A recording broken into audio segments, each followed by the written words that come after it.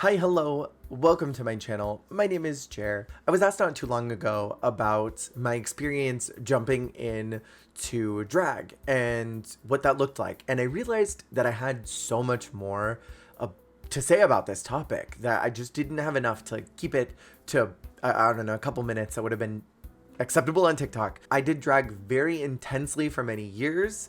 I have pulled back pretty hard on it and I haven't done drag as much. I do it very limitedly now, but I used to perform a lot in many different clubs and bars around Southern California, and I had a really good time doing it.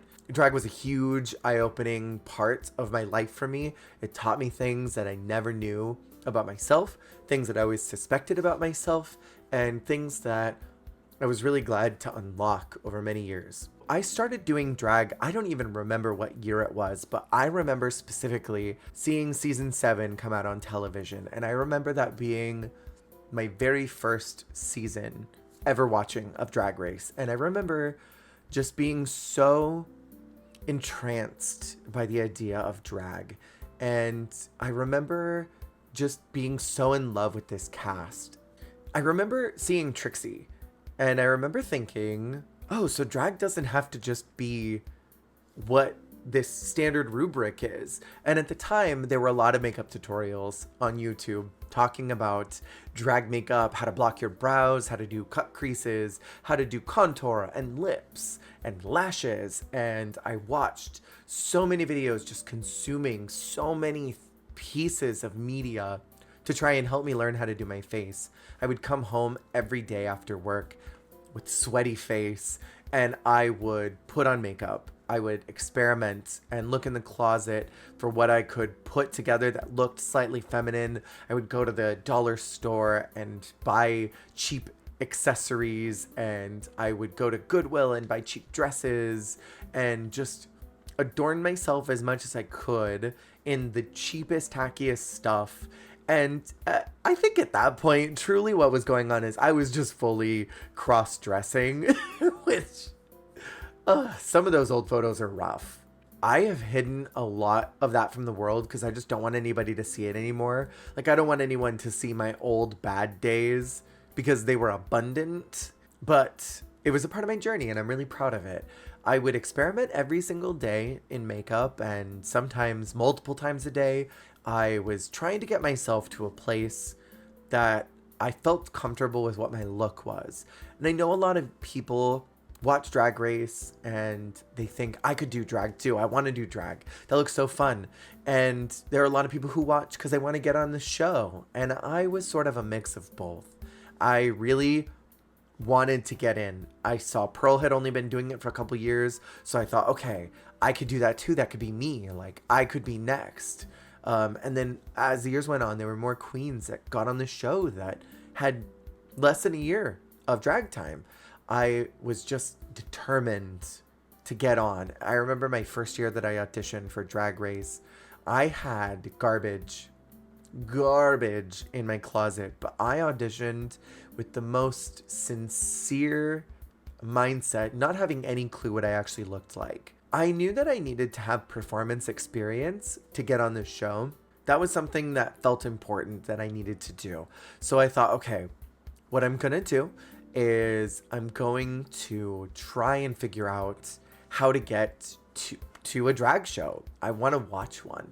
And I remember I was working at Disneyland at the time, and this really well-known SoCal queen named Mama came in. And someone said, oh my God, that's Mama. She performs in LA all the time, and I've seen her before. She's really funny. And I went up to her and I said, I'm so sorry to bother you. Because at the time, I just assumed like all drag queens were super celebrities because I had only seen a couple on television and I had never seen drag before besides like Mrs. Doubtfire. So in my brain, I just thought like they were super famous, and turns out most people that do drag, or at least back then, were sort of excited that people wanted to talk to them and get to know them and know about who they were as a drag performer, that they even were recognized somewhere was cool to them. So I know that Mama wasn't bothered at all. So they mentioned what the most important thing was: have a character. that you're playing. And she explained that there were girls that she worked with who were playing like the slutty one and the more maternal one, the dance queen, ones that were playing certain parts while they were at the club, because a lot of the time that I was jumping in was sort of while drag was getting really hot. And so a lot of people were just going in and being like, well, I'm fierce and I'm a dancer. And they didn't really have a character. But for drag, what's going to carry you long term is almost a branding, because it really is about branding. And if you are playing up a character you're super familiar with, like your whole aesthetic is about playing the dumb hoe who's just out to have a good time, there's a lot of fun you can have with that. And if it's kind of true to your personality type or something that you can act really well in, you can really pitch that and you can sell that to an audience and it comes off authentic. It's the same as acting. You know, you go for roles that you know that you're good at, because that's a part of who you are. You're able to unlock it from inside of you and present that to the world. It's very similar. It's theater. You know, it's theater, it's acting, it's drama, it's all of that melded into one when you're in drag. So I took that to heart. I started reaching out to whoever I could, and I went to a drag show. I went to my very first drag brunch. And while there, my partner was like, just ask one of them, because you want to do it. You want to perform, just ask one of them. So I did, and I said, hey, do you ever do any amateur nights anywhere, anything that, you know, for people that have never done it? And Jasmine Masters was there. It was right when the cast was announced for Seven. It was right when it was announced. She was talking about how she was going to be hosting something soon, but she was very busy with the race because everything was sort of hot and everything was just exciting, electric, because season 7 just had something special about the cast that everyone was really excited about, and Jasmine was no exception to that. Jasmine was it. So they told me about this event and I kept my eyes out for it. I got in contact with someone who was a part of the club, and I chatted with them on Facebook, because everybody who's anybody uses Facebook as far as branding stuff, because a lot of nightclubs will use that, and more of them I feel like are moving towards Instagram in the last couple years. But at the time when I started, and I think up until now, most every single night bar used Facebook to collaborate and to contact people. That's how they promoted in their local areas. That's how they promoted the nightlife stuff. So I was talking with one of the promoters there, and he told me he'd keep me in the loop. So he messaged me and said, hey, in a couple of weeks, we're starting up this drag competition. We already have a bunch of slots that are full, but if you would like to join, let me know ASAP so I can put you on the list and I'll tell you what day to show up. So I was super nervous. I really felt like I was going to die, but I knew that it was going to be rewarding. So I hit him up and I said, put me in whatever the earliest is. I'll take off work. I will spend all day doing my face. And I did. He got me in on a random Monday for one of Jasmine's shows, and it was Jasmine Masters. I'm trying to remember who else was there. I think Jasmine Simone, who's a big name in SoCal as well. And I think Rhea was there, potentially. I could be completely making that up, but someone else that was a big name was there as well. So I spent all day doing my face, getting ready. I had just garbage. I had, I think, overalls, a button-up shirt, and a dream, and a cami that I got from Forever 21, and a Hannah Montana wig. And I thought I was serving. I thought I was giving. And I did Bon Qui-Quis, I'ma Cut You, mixed with the whole King Burger medley, and I had put it all together and did it myself. I don't remember what my second number was. I think it was like Heart Attack by Demi Lovato maybe. But I remember going out and just living, and they made a big deal about the fact that it was my first performance. It was so electric in the room. Going out, it felt like I had an out-of-body experience. Just going out and seeing all these people in the crowd for the first time, and it was not a super packed nightclub. It was maybe 25 people that were all just cheering and excited, because when you see someone who's first time in drag, everybody gets really excited about that, because they're like, okay, let's encourage you. Nightlife at the time was so encouraging towards new drag, because there wasn't really a lot of it. And I think everyone was just itching for more. We were right at the height of when Drag Race was at its most electric. So everyone was really consuming it. And I think nightlife is still like that. I just think that now that drag has been so overinflated into the media, I think people are a little more like, okay, well, I'm on my phone and I'm going to wait until my best friend comes out. That's more what it felt like in my last year of performing, was that less and less people were excited by the performers coming out and were more just waiting for whoever their friend was in the audience. But at the first year, everybody was so jazzed. They were ready for it. They were itching for a performer. They were throwing money left and right. They were having fun. Jasmine Masters said how funny she thought I was and how exciting she thought my performance was. And that was my start. It just took messaging someone, going out of my comfort zone. And from that point forward, it became a lot of networking, which at the time, I didn't understand networking at all. I felt weird about networking. And to some extent, I really feel weird about it, especially when you're trying to get opportunities in drag. It's a lot of, hey, I am this queen. At the time, I was Maria Valle, and then I changed my name to Yvonne de Culo, and then I eventually changed my name to Lavender Organza. But you reach out and you say, hey, I'm Lisa Beaverhausen, and I'm trying to get booked. I've never done a gig before. Do you have tip spots?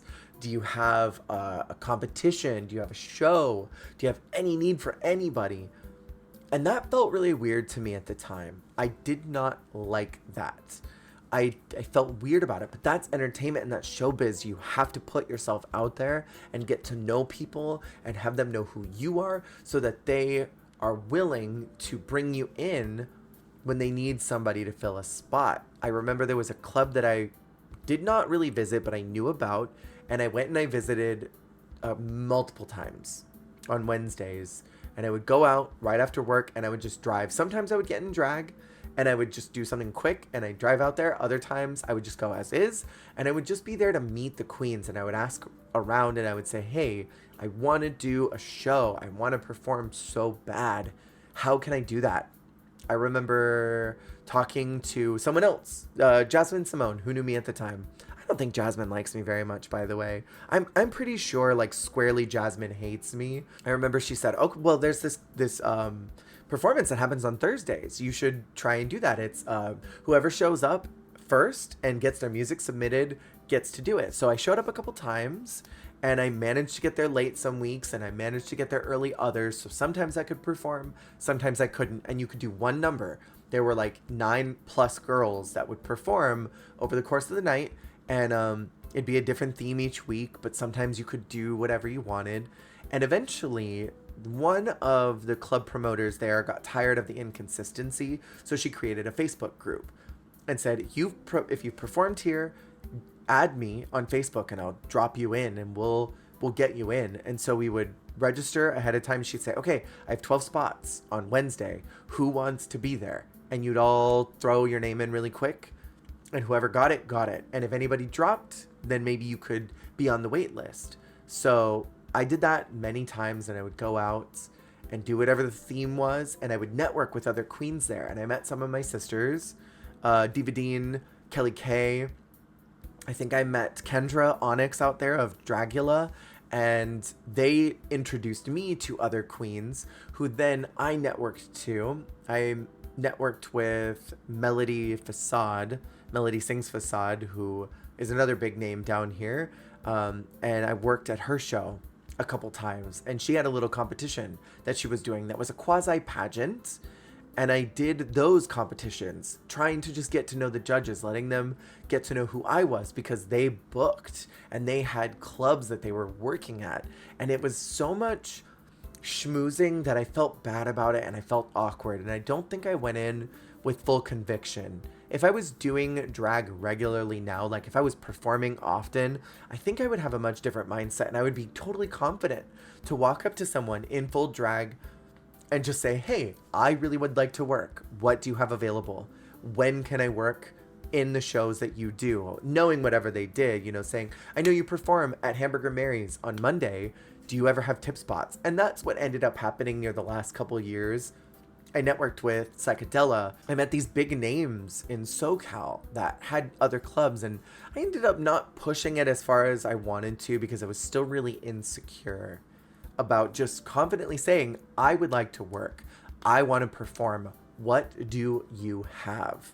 What do you have available that I could do? Over time, my passion for performing was still there, but I was getting really discouraged because I would see other people getting opportunities that I wasn't. And I thought if I just stayed in line that they would come to me, not knowing that I had to go seek them out. In entertainment, you have to be seen and force yourself to be seen, or you won't. No one will just hold your hand and carry you to the front because you waited in line politely. You have to demand that your spot be at the front and that someone take you in. And that's hard to do when you're a baby queen who is still figuring out yourself. Through drag, I was able to figure out who I was in my own gender identity. I was really exploring a lot of like, am I a trans woman? Am I someone who just likes to cross-dress? Am I a man who sometimes feels like a girl? What am I? Like, I don't know. By performing in drag, by doing all this, I was able to figure out that I was a gender fluid person, and I was able to unlock this part of myself that was so buried deep that finally was able to come out, that I had to take a long break from drag because I was just scared. I was terrified of what that meant and what it would look like if I explored this gender journey. And when I finally came out of that, I was ready to perform again. I changed my name one more time to my final one, Lavender Organza, and I did another competition, and then bam, I was doing so good. I was doing so good because I knew who I was. I was confident of myself under the performer. And a lot of acting, a lot of theater, a lot of stage is about being confident in yourself so that when that character comes out, they're strong and they're powerful, because you underneath, that soft, squishy performer, that artist underneath it all, is really powerful too, that you're able to project confidence onto stage. I was doing so well, and then bam, COVID hit and we were out. I was so disappointed because I felt like I was finally finding my footing in drag, that I was finally there. I did a lot of home shows on Instagram, and those were so much fun. Probably some of the most fun I've ever had. And when it was safe to go back out, I didn't want to risk it. I got COVID, and I have long COVID now, and I can barely go up and down the stairs before I get winded.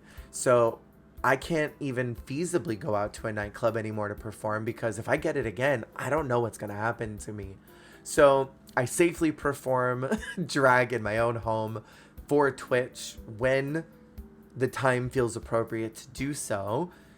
And I'll sometimes just jump into drag because I feel like it, because I miss being in it. But the whole aspect of learning how to network and how to market and how to reach out was very hard. It required a lot of confidence. It required a lot of go get it attitude from myself, and not being afraid of saying, I want this. So if you want to perform and you want to go out and get a gig, you have to ask for it. But you have to go up and say, hi, it's so nice to meet you. I'm Lisa Beaverhausen, and I really want to work in your show, Lipstick Lesbian Extravaganza, on Wednesday nights, because I'm free and I want to perform and I'm funny.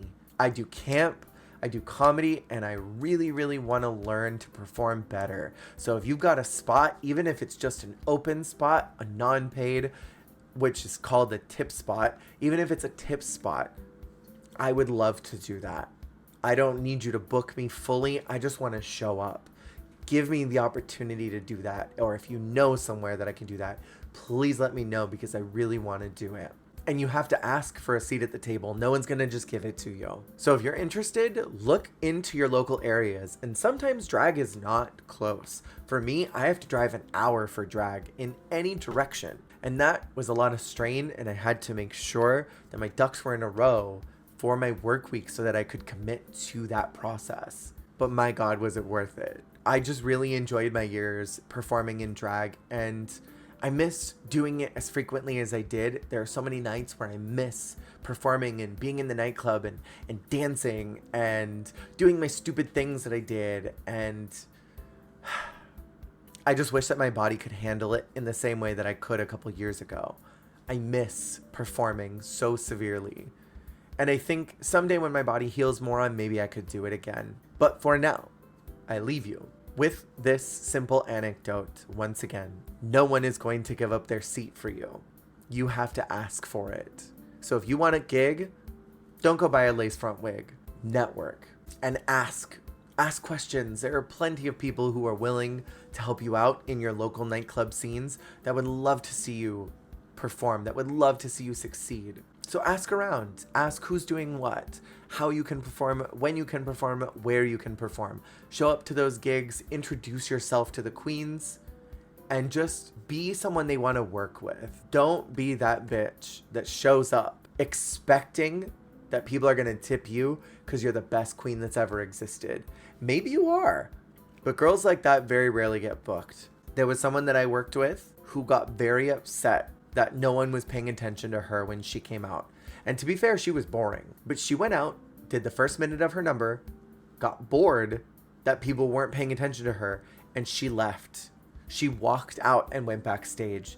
The DJ still played her music because he didn't know why she was leaving, and then suddenly realized she wasn't coming back and cut it. And the host came out and said, okay, don't know what that was about. And that girl never got booked again. Don't be that girl. Be the girl that is there, that's excited, that is telling everybody how good they look, and is there cheering, is ready to go. Be someone who is on time and congenial and easy to work with, because you will get booked if you are easy to work with. If you're difficult and a diva and you have just started, nobody's going to book you. No one's going to want you to be there. And if you're not on time, they're not going to want you around. You have to build a rapport with the queens and with patrons alike. You got to get people to want to show up to see what you're going to do next. They got to be so excited that you're such a bombastic performer that they got to go see you, that they want to tip you. You got to be so funny that they got to know what your next set is going to be. You got to be so dynamic and bombastic that they have to see it. You got to make them want you in every sense of the word for everybody involved. Be that person. And never be afraid to try something, even if it doesn't work out. Because the worst that happens is you find out that you don't like it. Good luck out there. Thank you so much for watching this extremely long video. Hey, thank you so much for watching. If you liked the video, make sure to click that like button. And if you want to see more, hit subscribe. Goodbye.